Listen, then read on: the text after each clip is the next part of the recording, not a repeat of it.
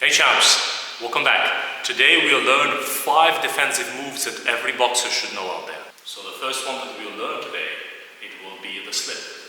Inside, outside, and your main purpose is to avoid straight punches. The jab, the cross, okay? And of course the main purpose is to be out of the center line. How to execute a slip actually is pretty easy. Your main purpose is really just to move a couple of inches of this center line. You do not need to make big movements, okay? So you just twist your shoulders slightly to the inside, and the slip is already executed. That's all you need to do. You do not need to move your whole upper body down. That's a mistake, a common mistake that I see a lot. You really just need to move a little, okay? Your main purpose is to get off the center line. That is all. Second is that you should always keep your guard up. Most of the time when people slip, they tend to put their elbows low. So when you are in your guard, instead of doing this, I see some people, because they go with the flow of their body. So you really try to keep your guard well tucked in whenever you slip, okay? So you are protected at all times. And of course, always keep your eyes on the opponent. For example, usually sometimes when people slip, or they slip like too much, as I said, with their torso, so their eyesight is not on the opponent. So really keep your eyes on the opponent, what is going on, what is happening. Because like this you're aware of your surroundings, okay? The second defensive move that every boxer should know, it's a roll. Usually you're going to use rolls whenever you want to evade, let's say, an incoming hook. Well, actually, most of the work is your feet. It's not your upper body that is making a big movement. Actually, your upper body is not really moving much. It's your feet, it's your knees. So you should be loose on your knees and make that U shape. So you are well tucked in your guard. You don't drop it. It's like with every defense. You don't drop your guard, otherwise you will be exposed to incoming attacks. Well tucked in. And you actually are making like a U shape. Okay? But you see, it's always the knees that are making the movement. I'm slightly turning my shoulders, but actually my upper body and torso, it's not making this move. Because this is a mistake that everybody does. Not only they lose sight of their opponent, but they don't see what is going on, and actually it's the wrong move to do, okay? So, well tucked in, here, drop low, make the U, come up. Or from the other side, here, drop low, a U shape, okay?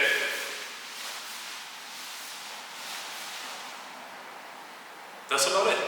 The third one that we will learn today, it will be parry. Now you can parry incoming punches coming upstairs. You can parry punches as well coming actually to the body. You just need to be extremely careful.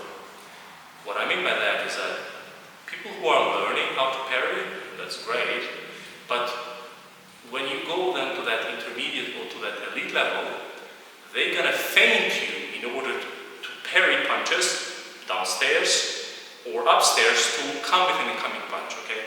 But that is for another video. So today, how to execute a parry. Actually, it comes directly from your guard and small movements to redirect the incoming punch. You do not need to make big movements, little taps.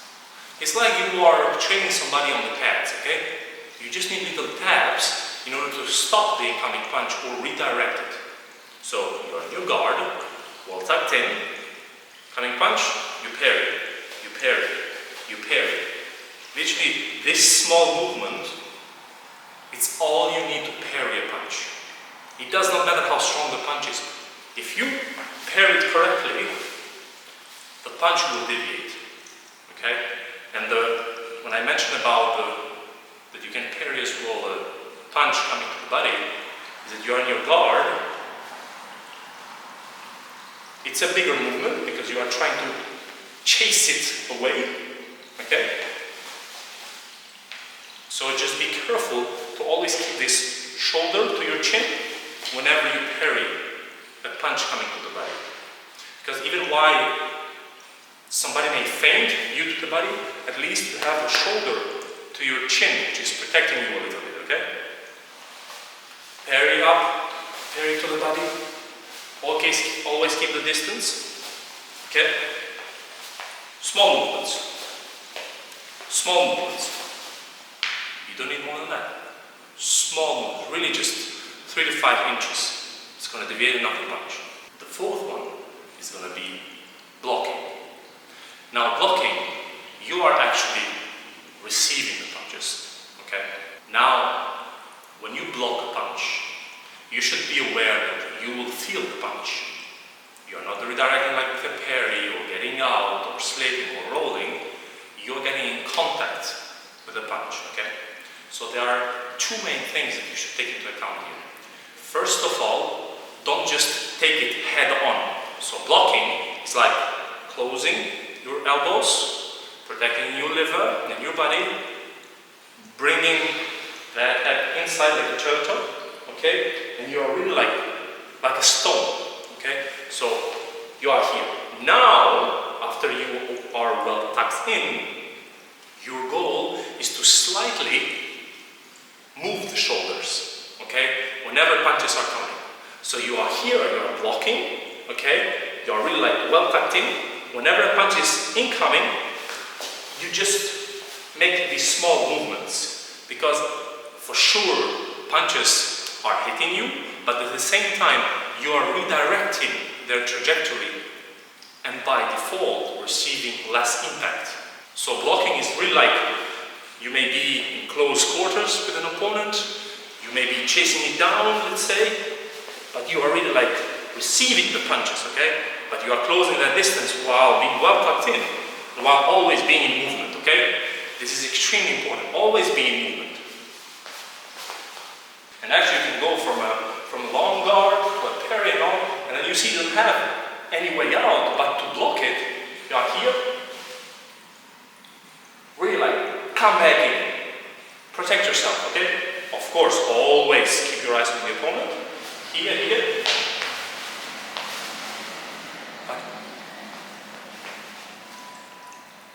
you are here, you are strong, you are well closed in, okay?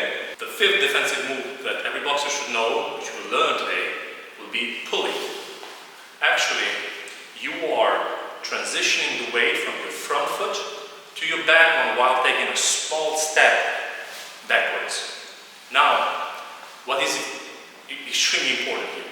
Check this out. If you do this, or if you do this, one of them is wrong, and one of them is the good way to perform it. Actually, what is extremely important here is that whenever you are executing a defensive movement in boxing, try to always have your balance. It does not matter if you are throwing, you are receiving or moving, always be in balance. And if you are in this position, you are most certainly out of balance. So your torso stays straight, actually it's your feet that goes backward, and you bend your knee. Now that's how you pull, and then you come back. You don't do this. Pull, and you come back. Okay? So, what we learned today? We learned to slip, very small movements, okay? Well tucked in, the heart is high, you keep your eyes always on the opponent. We learn how to roll. It's always your knees who bend, your torso stays, you slightly move your shoulders. The third one that we learned how to parry. Small adjustment movements to chase away the punches, to change their trajectory. The fourth one that we learned blocking. Now with this one you are receiving the punches, but you are slightly redirecting them with your shoulders, but you still are receiving them, but you are well tucked in, okay? And the fifth one that we learned is pulling, okay? I hope you like this kind of video, guys. Write down in the comments what type of defensive movement or footwork you want that I bring next. I'll do my best to read out. Train well, champ. Let's go.